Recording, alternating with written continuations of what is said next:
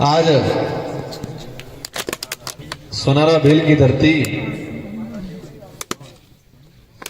इस धरती से राजस्थान की विधानसभा में प्रतिनिधित्व करने के लिए जाने वाले और आप सबके द्वारा रात दिन मेहनत करके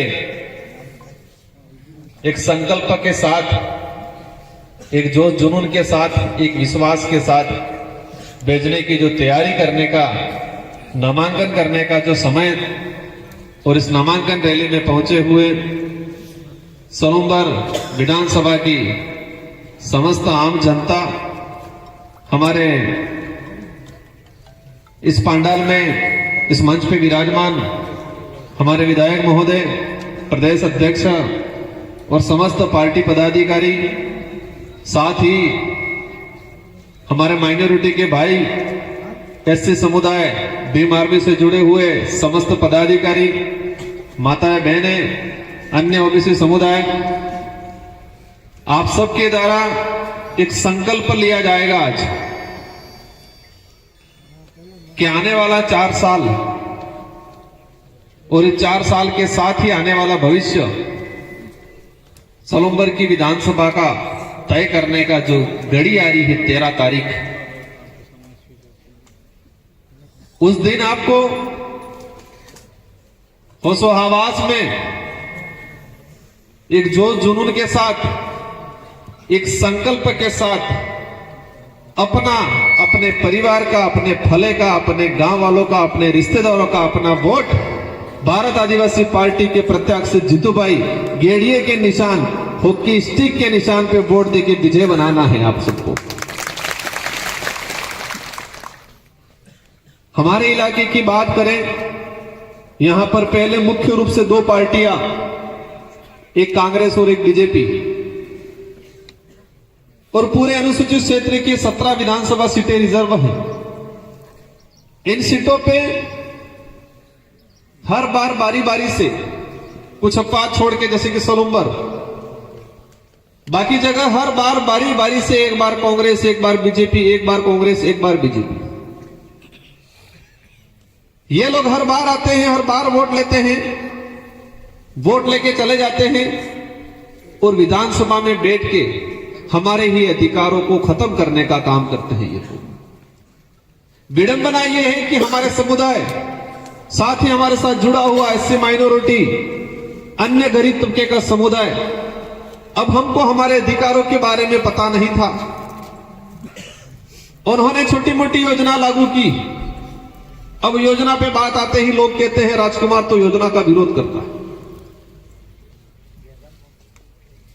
पेंशन दे रही है, हमें जरूरत है हमारे बुजुर्गों को।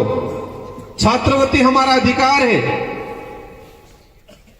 खाद्य सुरक्षा अधिनियम एक कानून बना हुआ एक अधिकार है, वो हमारा। 1.5 रुपए किलो गौ मलेन गई। इन चीजों पे मैं बाद में आना चाहूंगा, लेकिन ये जो योजना है, इसमें कई योजना हमारा अधिकार है, हमारा राइट्स है, और वो हमारे टैक्स से पैसा कलेक्ट होके जाता है और उस पैसे से खरीद के हमको दिया जाता है। वो भीख में नहीं मिल रहा है, वो फ्री में नहीं मिल रहा है, हमारे ही जेब से टैक्स के रूप में पैसा कटता है और राजकोष में जमा होता है और उसी राजकोष से हमको दिया जाता है। लेकिन तकलीफ इस बात की है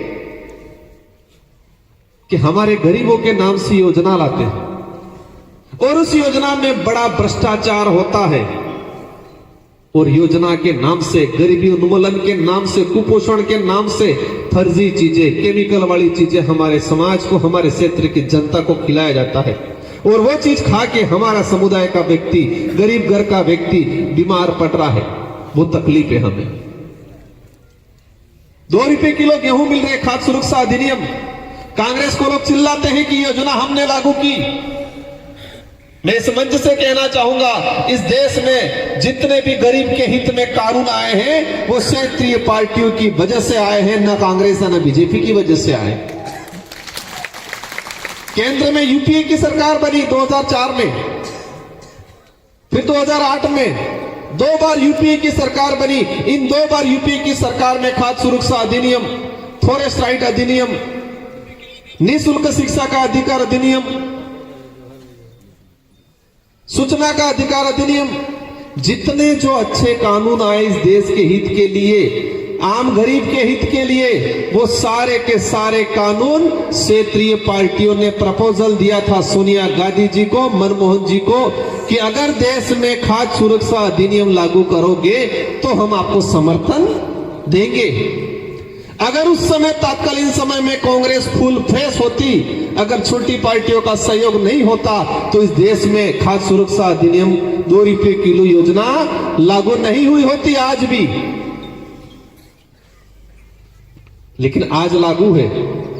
वो क्षेत्रीय पार्टी, अपनी जैसी छोटी पार्टियां, नॉर्थ ईस्ट की, साउथ की पार्टियां थी, उन पार्टियों ने प्रपोजल दिया कि हम 17-18 पार्टियों ने मिलकर सरकार बनाई थी उस समय। अगर सिंगल कांग्रेस अकेली होती तो क्या ये कानून आता? क्या रोजगार गारंटी आती? क्या खाद्य सुरक्षा अधिनियम 2 रुपये किलो गेहूं मिलता? किसकी वजह से मिला? छोटी पार्टियों की वजह से। छोटी पार्टियों में जितनी ताकत होती है, छोटी पार्टियां सामाजिक मूवमेंट से तैयार होती है, और सामाजिक मूवमेंट से जो पार्टियां तैयार होती है वो गरीब के लिए, शोषित के लिए, पिछड़ों के लिए सोचती है हमेशा। इस देश का इतिहास उठा के अगर देखें हम लोग, लेकिन आज दर्द किस बात का है कि 2 रुपये किलो गेहूं दिया जा रहा है, वही राज्य सरकार 26 रुपए में खरीदती है, 27-28 रुपए परिवहन सहित यहां हमको देती है। कटलम खरीदे ये 25 थे 26 रुपयों में। तकलीफ इस बात का है कि तुम 26 रुपया इस गेहूं के पीछे खर्चा कर रहे हो, लेकिन यह गेहूं क्वालिटी का नहीं आ रहा है। इस गेहूं केमिकल से पैदा होकर आ रहा है, जिससे हमारे समुदाय के लोग खाने से टीबी पेशेंट हो रहे हैं, कैंसर हो रहा है। वो तकलीफें हमें, अगर उनको खिलाना है, हमारे प्रतापगढ़ मध्य प्रदेश से अच्छा मक्का, अच्छा गेहूं क्वालिटी वाला मिलता है, यहां से खरीदो ना। आप क्यों पंजाब हरियाणा से ही ला रहे हो?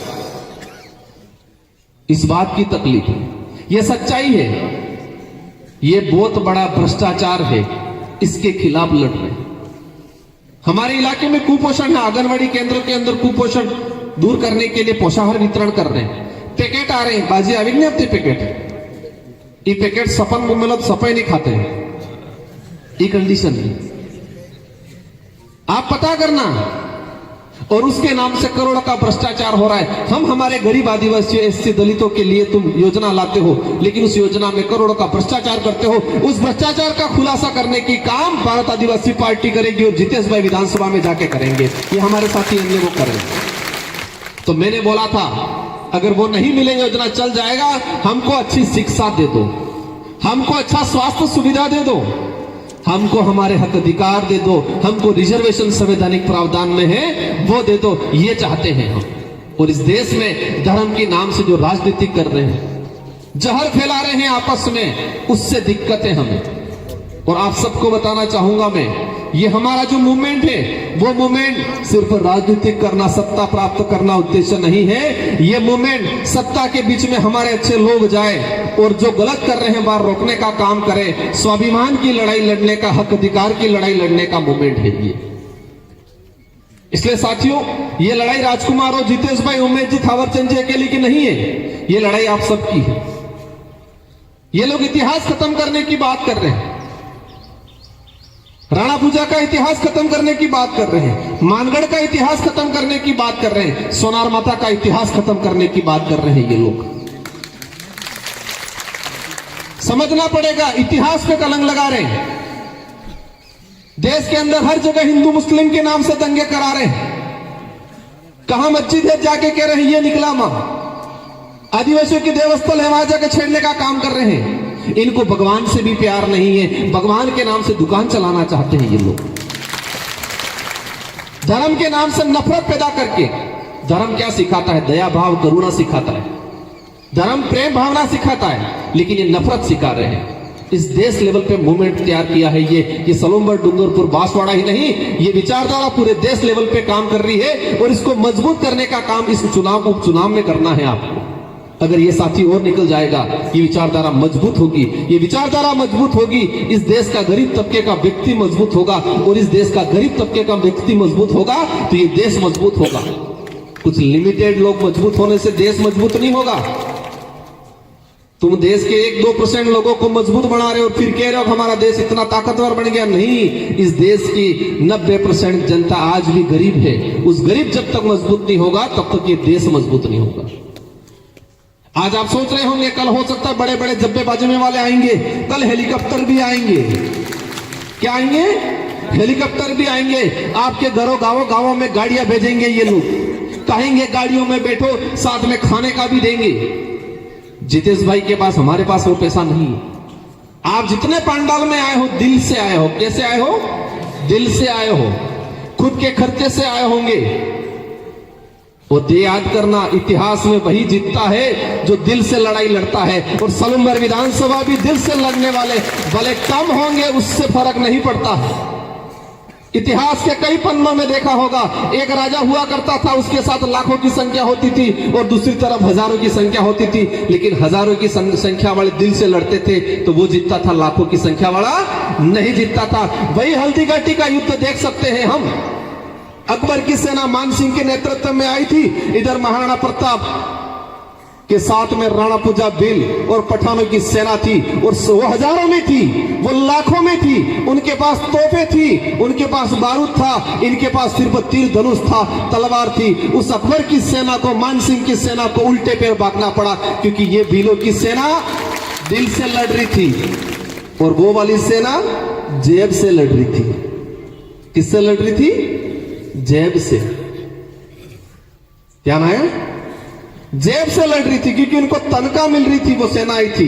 इधर वालों को तनख्वाह के दम पे नहीं गए थे, स्वाभिमान के लिए, हक के लिए गए थे। और यही सलूमबर विधानसभा में होना है, 84 विधानसभा में होना है। हर हमारे गरीब तबके का व्यक्ति कार्य करता है, लेकिन वो दिल से लड़ रहा है। और कल आएंगे बड़े बड़े जब्बे बाजमे वाले, हेलीकॉप्टर वाले, बड़ी बड़ी गाड़ियों वाले, लेकिन वो जेब से लड़ रहे हैं। और जीत होगी दिल वालों की होगी, दिमाग वालों की होगी, जेब वालों की नहीं होगी। इसलिए आप दिमाग में रखना ही मत कि हम कम हैं, हम दुबले पतले हैं, ये दिमाग में मत रखना। हम कम हैं, हम कमजोर हैं, हम दुबले पतले हैं, हमारे पास पैसा नहीं है, ये दिमाग में रखना ही मत। यही रखना दिमाग में कि हम दिल से सच्चे हैं, हम दिल से लड़ने वाले लोग हैं और दिमाग से लड़ने वाले लोग हैं और जेब से लड़ने वालों को हरा देंगे, ये रखना है आपको। मैं भी 84 में 2018 में विधायक चुनाव लड़ा था, तब हमको भी डर लग रहा था, जैसे आपको लग रहा होगा शायद आज। लेकिन हमने ठान लिया था कि हम रगड़ा निकाल देंगे। अंदर अंदर ऐसा रगड़ा निकाला, आज तक ठिकाना नहीं पड़े।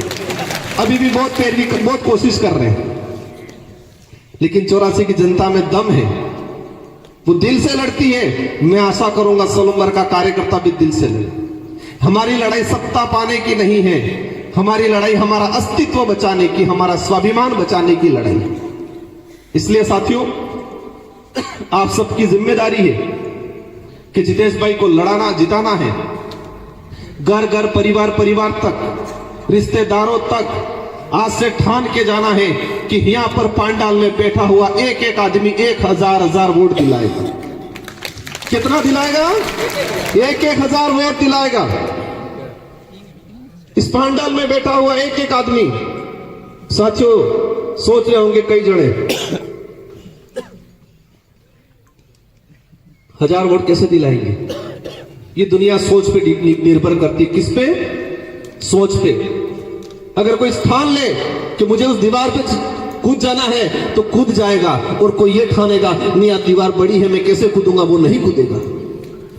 आदमी के अंदर क्षमता नहीं है, लेकिन उसने ठान लिया मुझे इस दीवार पे कूदना है तो वो कूद जाएगा। लेकिन कोई पाड़ा से वो है, आदमी क्षमता है, लेकिन ये थे कि हम सोचेगा हरते ठेकाएगा, नहीं ठेकेगा। तो ठानना पड़ेगा। लक्ष्य हासिल करना है तो ठानना पड़ेगा, एक जुनून पैदा करना पड़ेगा और सोचना पड़ेगा। और आस्थान के जाना है कि एक एक कार्यकर्ता, हमारी महिला नारी शक्ति सब मिलके 1000 अपने मामा, बुआ, काका, बाबा, हर किसी को कहना है। और मैं अवश्य कहता हूं, कोई लोग कहेंगे सरकार हमारी है, तो भाई सरकार तुम्हारी है तो सलूमबर जिले का कोई अभी तक जिला मुख्यालय सैंक्शन क्यों नहीं किए? अभी तक जिला लेवल के जो ऑफिस होते हैं सभी डिपार्टमेंट के, उसकी पोस्ट क्रिएट नहीं की, क्यों नहीं की? किया क्या? जिला अगर अमृत जी की डेथ नहीं होती ये बीजेपी के ही लोग जिला खत्म कर दिया होता। आज जिला खत्म करने की चुनाव का इंतजार कर रहे हैं ये लोग। कई पद कई डिपार्टमेंट होने चाहिए थे, नहीं कर पाए ये लोग। सिर्फ